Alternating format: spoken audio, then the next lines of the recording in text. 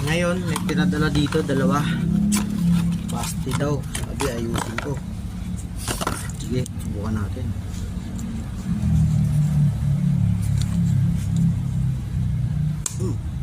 Boom! Diyos ko Lord. Tignan niya. Pagka ganito na yung sira, tapon na yan.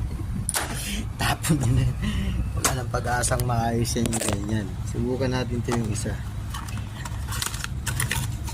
Pag ganun kadami yung damage, wala nang pag-asa yun. Ito pwede pa. Yan. Kasi isa lang, yan lang oh. Kaya pa yan, sige. Gawin ko na. Mapapansin nyo, ito yung sira niya, yan oh, isa lang. Yan, umilaw siya, diba? Ito yung sira niya. Ito. Yan yung kailangan ayusin.